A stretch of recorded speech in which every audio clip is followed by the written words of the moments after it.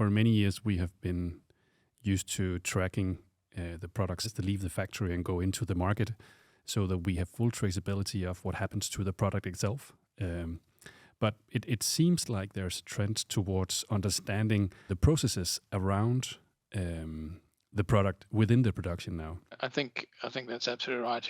If you take a step back and look at some of the work I've done in terms, and I'm talking about injectable medicines here, on the traceability of the item, the unit, the vial, the syringe, or whatever, using some form of kind of unique ID, that allows you to effectively trace and track the product through the process, and thereby create what I call the batch report of one, because you're collecting that metadata or process data associated with that identity in the different machines.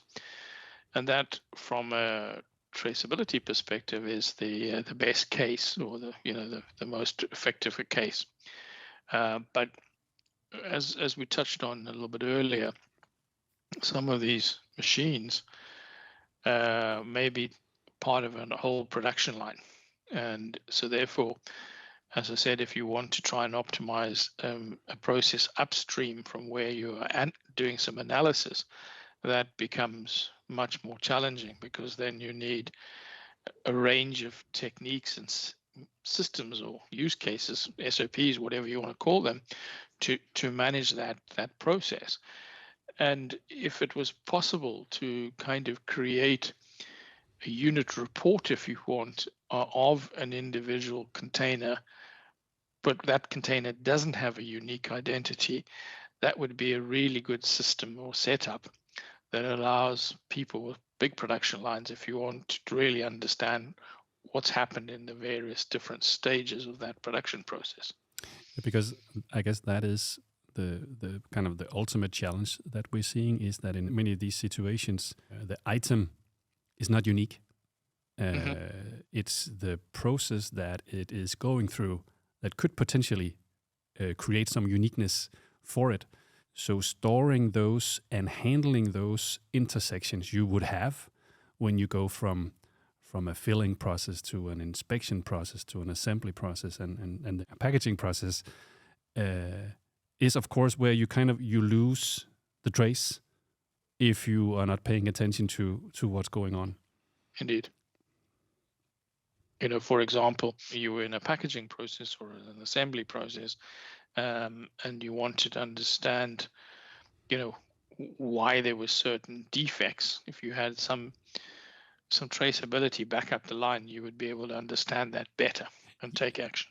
Yeah, because from how I understand it, it's not only being able to understand the process about an individual item that was passed through the process. It's, of course, highly relevant also to understand the process around the items that were failed. Because ultimately, in these high-speed productions, you're not talking about one product that you scrap. You're talking about thousands of products that you scrap. So if you can actually prove that the processes were okay on this specific batch, you have a better understanding and also a chance or willingness to actually release. You can release the products and know that you're within compliance. Indeed, particularly if you have some form of digitalization solution, then you have that data associated with that, and that's your kind of information Bible, if you want, that says this process was in control, this product was in control, this batch was in control, and therefore you can move towards things like no touch release, where people are starting to talk about continuous manufacturing. Some people are even starting to implement it, but that means that you need to do that, a much greater understanding of what's happening in your process in real time, and the digital backup that comes with that. Yeah, because you also you mentioned the term no touch release, and I guess another wording of that is lights out, indicating, I guess, that you basically shut off the light on the manufacturing floor, and then everything takes care of itself. And I'm not sure we get to that within the first couple of years, but there's no doubt that getting to that stage would require that you have this complete traceability of each individual item. Indeed, if you look at again, it was at a presentation I saw this actually at a conference where stage 5 was called the autonomous plant, which is the kind of lights out plant that you mentioned.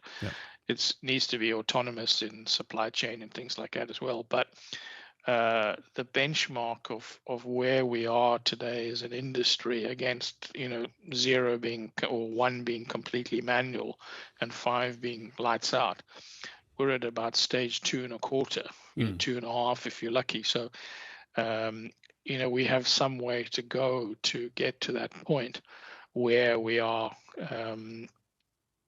basically lights out.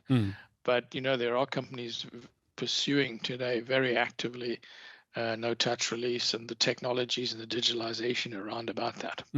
I think our challenge is that as a pharma industry, we are quite conservative, and we're also driven by regulatory compliance and things like that to a much greater level than other industries.